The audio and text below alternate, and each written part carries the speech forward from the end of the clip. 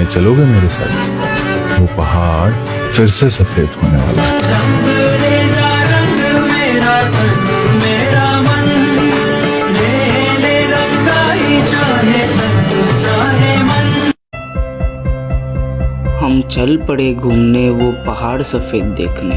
कहीं पहुंचने के लिए कहीं से निकलना पड़ता है। बस फिर बैकपैक किया और ज़ीरो ट्रेकिंग एक्सपीरियंस के साथ चल पड़े हम भारत के सबसे खूबसूरत स्नो ट्रैक में से एक दी केदारकंठा ट्रैक। बिना सोचे समझे ट्रेन पकड़ी और चल पड़े देहरादून की ओर।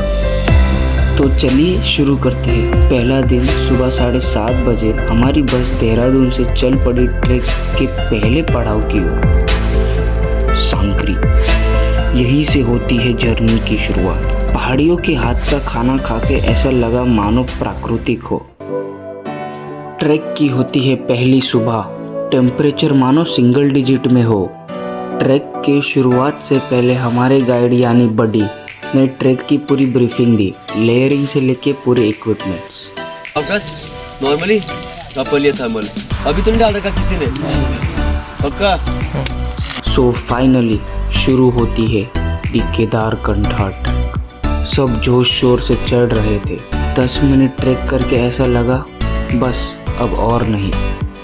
शुरू में जो जोश था माना ख़त्म सी हो गई। बस फिर पहाड़ के उस पार का राज जानने के लिए फिर सब चल पड़े।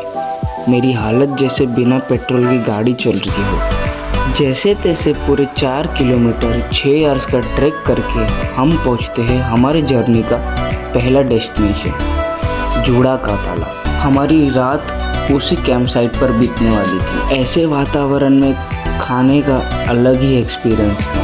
तो रात में टेंट से बाहर आके देखा तो वॉलपेपर सा लगा। सुबह होते ही सब अपनी ट्रैक की तैयारी में लग जाते थे। तो शुरू होता है अगला दिन का ट्रैक, जहाँ हम जूड़ा का तालाब पर करते हैं आइस स्केटिंग। ये तालाब ठंड के कारण पेड़ों के डंडिया समेत जम गए हैं। कुछ देर अपनों के साथ थोड़ा खेल कर निकल पड़े हम केदारकंठा बेस की ओर। रास्ते में फ्रीक्वेंट ब्रेक्स और एक दूसरे के सहायता से हम पहुँचे 11,250 फीट ऊपर the Kedarkantha base camp. Kedarkantha base camp पहुँचते ही मानो थकान गायब सी हो गई। ऐसे नज़ारे कभी लाइफ में ना एक्सपीरियंस किया हो।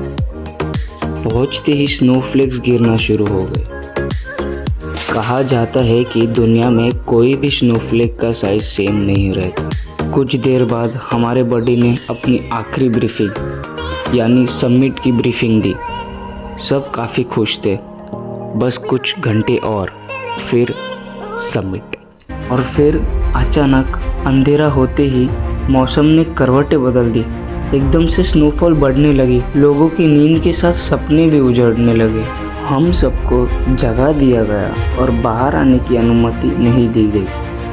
डर सा माहौल हो गया था। पूरी रात हमें टेंट पर जमा हुआ स्नो झाड़ना पड़ा। मौसम खराब होते ही जा रहा था। इससे सबमिट करने की आग बुझती जा रही थी। लोगों के टेंट उजड़ गए थे और पूरी रात एक ही नारा चल रहा था।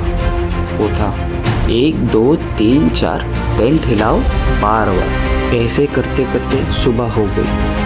मौसम ने तो साथ देना ही छोड़ दिया। मौसम समय के साथ और ख़राब होते जा रहा था। अब तो समिट तो दूर की बात, घर पहुंचना भी मुश्किल सा लग रहा था। चारों तरफ कोहरा ही कोहरा था। सबकी सेफ्टी और भलाई चाहते हुए बडी ने हमें डिसेंट होने का आदेश दिया। इतनी तेज स्नोफॉल में वापसी करना काफ़ी मुश्किल सा था। ट्रेल तो मिट सा गया था। ठंड दूर दूर तक बढ़ती जा रही थी। एट लास्ट सांकरी पहुँचे और सब चीज़ों को अलविदा कहने का समय हो गया था। काफ़ी कुछ सीखने मिला। वो दोस्ती, वो पहाड़, वो बर्फ, वो नज़ारे। खैर समिट तो नहीं हो पाई, बट इससे काफ़ी कुछ सीखने मिलता है कि मंजिल से ज़्यादा सफ़र सुहाना होता है। Which means the journey is more beautiful than the destination. Till then, अलविदा।